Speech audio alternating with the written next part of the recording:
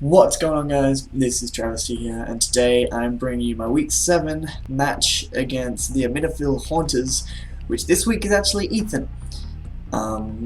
Because Juan... I can't remember why Juan can't. That's right, he's getting his wisdom teeth out. So he was in a lot of pain, which is unfortunate. But yeah, so I don't get to play Juan, unfortunately, but we have to play Ethan, who is spooky. He's dropped down from D1. He is one of the better battlers in D1, in my personal opinion.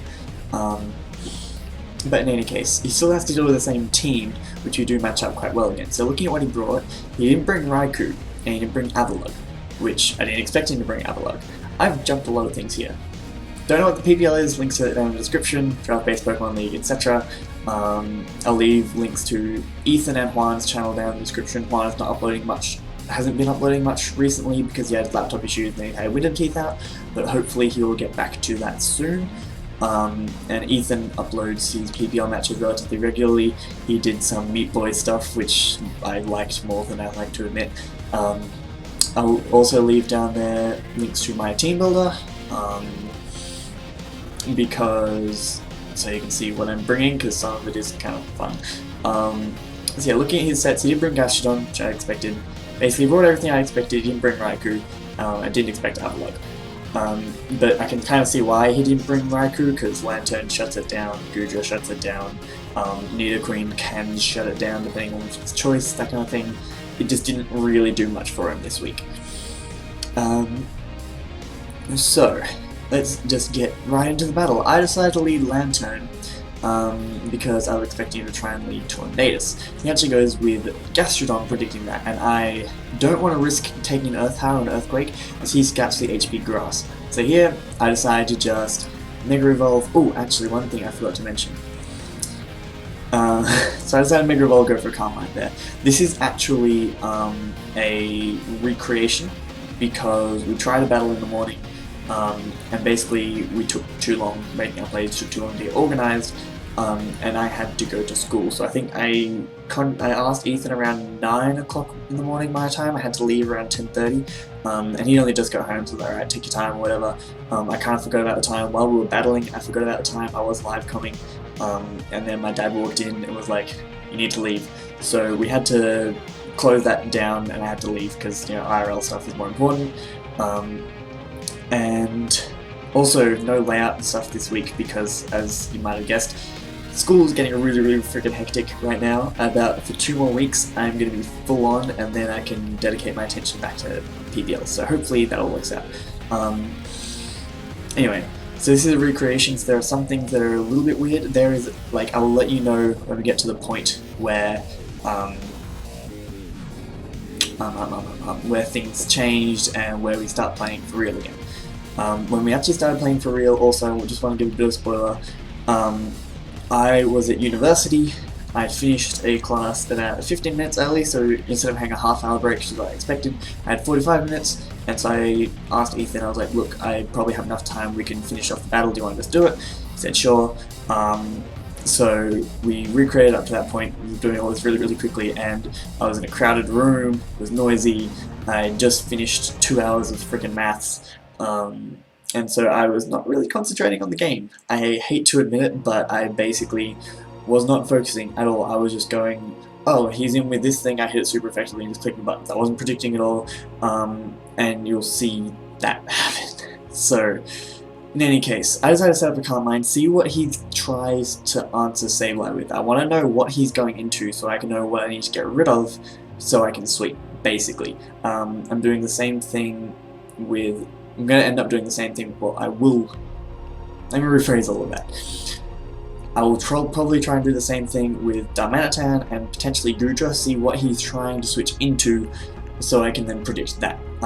So I just go for the Calm Mind rather than try and Shadow Ball to scare him a little bit. And then here, I expected into Kubadance. I was going to bring Snarl to beat that, but it didn't really help, so I decided to switch straight into my Gudra and go for the Dragon Tail. This is part of my scouting what he wants to bring in, and he goes into Skarmory. So there, that brought him back out into Volcarona. In the actual game, I'm just going to pause this game quick. In the actual game, he got brought out into Gastrodon, so he switched Skarmory back in expecting a Fire Blast. expecting a Power Whip, and I would predict that with Fire Blast, and as you can see it's a clean 2-hit KO on that Skarmory. This bit is exactly how it happened in the match, pretty much the exact same rolls too, so I do take it out. Then he goes into Tornadus, I go with my Lantern, I can take anything he really wants to deal with. I could have brought no item Lantern, no, I think that might have been good. But yeah, so he just knocks off my E-Belt and goes straight into Volcarona. I decide to go for Volt Switch thinking he won't be ballsy enough to go into Gastrodon, and that works out, so I go straight into Goodra here. This time I just go for Rock Slide, expecting him to maybe predict me to over-predict, and then this is probably my worst play of the game. I think he's going to try and scout for the Power Whip. I thought he would switch out into Tornadus, so I decided, I just got rid of his Defogger, which is great, so I decided to switch in my Nidoqueen and get up my hazards. So he stays in, he said that he was actually predicting this, or Lantern, and goes for Earth Power. Now this is something that's different from the actual game. If that had happened in the actual game, I would have switched out again, because I can preserve Nidoqueen in that range of health. I can Wish Pass into it, I can still take hits from potentially Chestnut or potentially a U-turn from Tornadus, and I can still get off big damage. In the actual game, he got a crit, which brought me down to just under 10%, I think, and there was no saving Nidoqueen from there. So I just went for Stealth Rocks, decided to cripple Volcarona, weaken that Tornadus, and he just gets to go for Earth Power again. And here I bring in my Sableye.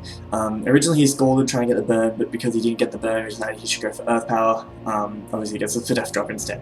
So just in case he did get the burn, you have to replay all that again. So he reveals a Clear Smog, which shows to me, okay, if I want to sweep with Sableye, I need to get rid of Gastrodon.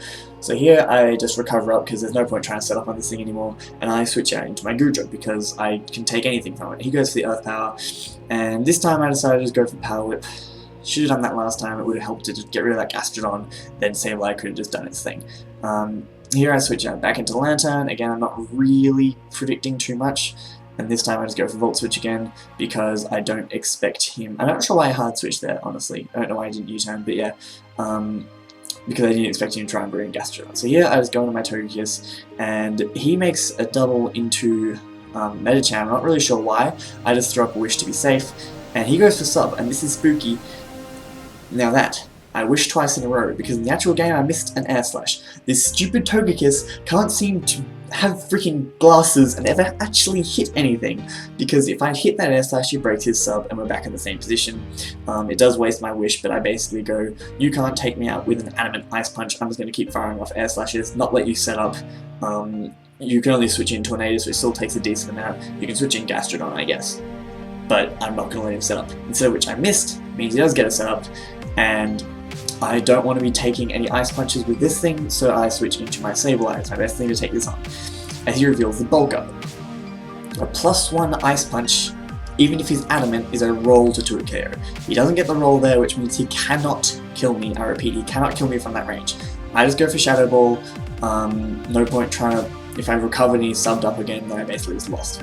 So here I have to switch out. I go back into my Lantern. He goes for Hurricane at this point. It is unfortunately a 2-hit KO, but he decides not to risk the miss and goes for the U-turn out.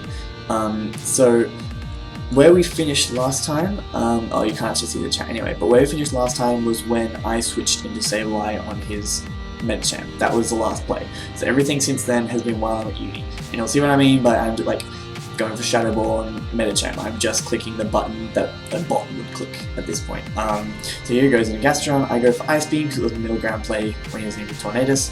Then I just go for HP Grass, but he's smarter than that. He knows that I have it like as if I wouldn't. And goes back into his Tornadus, which annoys me. So I switch into my Togekiss because I can take 2 Hurricanes, and decided to throw a Wish up, and he reveals the Taunt, which is good preparation on his part, predicting bulkier Togekiss. So there, you can see Hurricane's not really doing too much. I miss another freaking Air Slash because Togekiss just can't see. He misses a Hurricane in Revenge, which is fine. Ethan, you can't see it in the sidelines, is apologising profusely. So here he goes for Taunt again. I just go for Air Slash to get damage, like whatever. I knew he was just going to Taunt to stop me recovering, and I was just going to switch out into Gastrodon. But again, I'm just clicking buttons, I'm not really concentrating. I probably should have doubled out into Goodra. Here, that crit matters because it makes it a roll to kill this Gastrodon from where it's at. It's also, I got a 60% chance to flinch, you gotta bear in mind. I don't get the roll, and I don't get the flinch. So he manages to recover up, and that Gastrodon is still a pain in my ass, and my Taunt ends. So here, I believe I just go for a Wish, because Gastrodon can't really touch me, and now I switch into my Sableye. And he goes for Ice Punch, hoping I'd stay in. And I get frozen. Literally, the only way Medicham can set up on my Sableye is if I get frozen, right? So I decide my best play here, nothing else on my team can take a hit from this thing. So he just has to sub, I switch out into something, he can just bulk up once, kill it, etc. My only way to stop myself from getting swept is to hope I defrost. He has to get to +4 before he can guaranteed OHKO me. So probably at +3, he'll start attacking. So if I can not get frozen for 4 turns in a row, we still have a chance. Turn 1, I stay frozen. He sets up his sub. He goes for a bulk up. I stay frozen. He goes for another bulk up. I stay frozen. He goes for another bulk up. At this point, I believe it's a roll to kill me. I stay frozen. He sets up to +4. I'm still frozen. And that's the game. What else could I do? Like, my main check to this thing just got frozen. I said in my team analysis, if I let Mega Sableye go down to something stupid, Medicham would sweep me. He froze me. There is absolutely nothing I can do. Nothing on my team outspeeds it. Nothing can take a hit from a +4 Mega Medicham. It's just bullshit. It's really, really frustrating because I had this matchup. I didn't have the game. Ethan was playing really, really well. I wasn't. But I had the matchup, and he just swept my entire team because of a freeze. Which sucks. And you might be able to hear my dad drumming in the background.